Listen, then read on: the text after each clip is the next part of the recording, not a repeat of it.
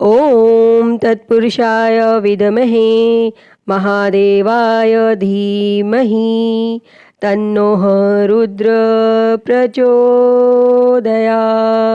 हर हर महादेव। दोस्तों, महाकाल भक्ति ज्ञान चैनल में आप सबका हार्दिक स्वागत है। महादेव की कृपा आप सभी पर सदैव बनी रहे। सोमवार का दिन भगवान शिव को समर्पित है। इस दिन लोग भगवान शिव के लिए व्रत रखकर पूरे दिन भूखे रहकर भगवान शिव को प्रसन्न करने की कोशिश करते हैं। जो व्यक्ति सोमवार के दिन पूजा करते हैं उन्हें मनोवांछित फल अवश्य मिलता है। सोमवार व्रत के दिन भगवान शिव के पूजन के पश्चात सोमवार व्रत की कथा पढ़नी अथवा सुननी चाहिए, क्योंकि इसके बिना यह व्रत अधूरा माना जाता है। तो आइए हम सुनते हैं सोमवार व्रत की कथा। उससे पहले आप सभी प्रेम से बोलिए भगवान भोलेनाथ की जय, माता पार्वती की जय।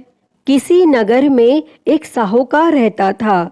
उसके घर में धन की कोई कमी नहीं थी, लेकिन उसकी कोई संतान नहीं थी, जिस वजह से वह बेहद दुखी था। पुत्र प्राप्ति के लिए वह भगवान शिव के प्रत्येक सोमवार का व्रत रखता था और पूरी श्रद्धा के साथ शिवालय में जाकर भगवान शिव और माता पार्वती जी की पूजा करता था। उसकी भक्ति देखकर माँ पार्वती प्रसन्न हो गईं और भगवान शिव से उस साहूकार की मनोकामना पूर्ण करने का निवेदन किया। पार्वती जी की इच्छा सुनकर भगवान शिव जी ने कहा कि हे पार्वती, इस संसार में हर प्राणी को उसके कर्मों के अनुसार फल मिलता है और उसके भाग्य में जो हो उसे भोगना ही पड़ता है। लेकिन माता पार्वती जी ने साहूकार की भक्ति का मान रखने के लिए उसकी मनोकामना पूर्ण करने की इच्छा जताई। तब माता पार्वती के आग्रह पर भगवान शिव जी ने साहूकार को पुत्र प्राप्ति का वरदान तो दे दिया, लेकिन साथ ही यह भी कहा कि उसके बालक की आयु केवल 12 वर्ष होगी। तब माता पार्वती और भगवान शिवजी की इस बातचीत को साहूकार सुन रहा था। उसे ना तो इस बात की खुशी थी और ना ही गम। वह पहले की ही भांति भगवान शिवजी की पूजा करता रहा और कुछ समय उपरांत साहूकार के घर एक पुत्र का जन्म हुआ। जब वह बालक 11 वर्ष का हुआ तो उसे पढ़ने के लिए काशी भेज दिया गया। साहूकार ने पुत्र के मामा को बुलाकर उसे बहुत सारा धन दिया और कहा कि तुम इस बालक को काशी विद्या प्राप्ति के लिए ले जाओ और मार्ग में यज्ञ करवाते जाना। जहाँ भी यज्ञ कराओ वहीं पर ब्राह्मणों को भोजन कराते और दक्षिणा देते हुए जाना। और दोनों मामा भांजे इसी तरह यज्ञ कराते और ब्राह्मणों को दान दक्षिणा देते काशी की ओर चल पड़े। रास्ते में एक नगर पड़ा, जहाँ नगर के राजा की कन्या का विवाह था, लेकिन जिस राजकुमार से उसका विवाह होने वाला था वह एक आंख से काना था। तब राजकुमार के पिता ने अपने पुत्र के काना होने की बात को छुपाने के लिए एक चाल सोची। साहूकार के पुत्र को देखकर उसके मन में एक विचार आया। तब उसने सोचा, क्यों ना इस लड़के को दुल्हा बनाकर राजकुमारी से विवाह करा दूं और विवाह के बाद इसको धन देकर विदा कर दूंगा और राजकुमारी को अपने नगर ले जाऊंगा। और फिर उस लड़के को दूल्हे का वस्त्र पहनाकर राजकुमारी से विवाह करा दिया गया। लेकिन साहूकार का पुत्र एक ईमानदार लड़का था। उसे यह बात न्याय संगत नहीं लगी और उसने अवसर पाकर राजकुमारी की चुन्नी के पल्ले पर लिखा कि तुम्हारा विवाह मेरे साथ हुआ है, लेकिन जिस राजकुमार के संग तुम्हें भेजा जाएगा वह एक आंख से काना है। मैं तो काशी पढ़ने जा रहा हूँ। तब राजकुमारी ने चुन्नी पर लिखी बातें पढ़ी तो उसने अपने माता पिता को यह बात बताई। तब राजा ने अपनी पुत्री को विदा नहीं किया और फिर वह बारात वापस चली गई। दूसरी ओर साहूकार का लड़का और उसका मामा काशी पहुँचे और वहां जाकर उन्होंने यज्ञ किया और जिस दिन लड़के की आयु 12 साल की हुई उसी दिन यज्ञ रखा गया। लड़के ने अपने मामा से कहा कि मेरी तबीयत कुछ ठीक नहीं है।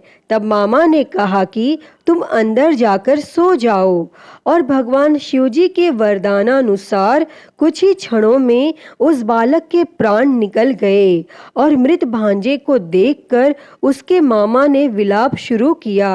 संयोगवश उसी समय भगवान शिवजी और माता पार्वती उधर से जा रहे थे। तब माता पार्वती ने भगवान शिवजी से कहा, प्राणनाथ, मुझे इसके रोने के स्वर सहन नहीं हो रहे।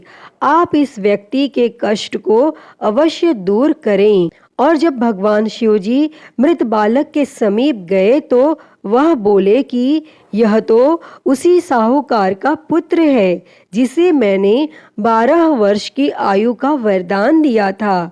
अब उसकी आयु पूरी हो चुकी है। लेकिन मातृभाव से विभोर माता पार्वती ने कहा कि हे महादेव, आप इस बालक को और आयु देने की कृपा करें, अन्यथा इसके वियोग में इसके माता पिता भी तड़प तड़प कर मर जाएंगे। और फिर माता पार्वती के आग्रह पर भगवान शिवजी ने उस लड़के को जीवित होने का वरदान दिया और शिवजी की कृपा से वह लड़का जीवित हो गया। और फिर शिक्षा समाप्त करके वह लड़का अपने मामा के साथ अपने नगर की ओर चल दिए और दोनों चलते हुए उसी नगर में पहुंचे जहां उसका विवाह हुआ था और उस नगर में भी उन्होंने यज्ञ का आयोजन किया। तब उस लड़के के ससुर ने उसे पहचान लिया और महल में ले जाकर उसकी आव भगत की और अपनी पुत्री को उसके साथ विदा किया। और इधर भूखे प्यासे रहकर साहूकार और उसकी पत्नी बेटे की प्रतीक्षा कर रहे थे। उन्होंने प्रण कर रखा था कि यदि उन्हें अपने बेटे की मृत्यु का समाचार मिला तो वह भी प्राण त्याग देंगे, परंतु अपने बेटे के जीवित होने का समाचार पाकर वह बेहद प्रसन्न हुए। और फिर उसी रात भगवान शिवजी ने उस साहूकार के स्वप्न में आकर कहा, हे श्रेष्ठी, मैंने तेरे सोमवार के व्रत करने और व्रत कथा सुनने से प्रसन्न होकर तेरे पुत्र को लंबी आयु प्रदान की है। प्रिय भक्तों, जो कोई भी सोमवार का व्रत करता है या कथा सुनता और पढ़ता है उसके सभी दुख दूर होते हैं और समस्त मनोकामनाएं पूर्ण होती हैं। अतः हे भगवान भोलेनाथ जी, जैसी कृपा आपने उस साहूकार के बेटे पर करी वैसी ही कृपा इस कथा को कहते, सुनते और हुंकारा भरते सब पर करना।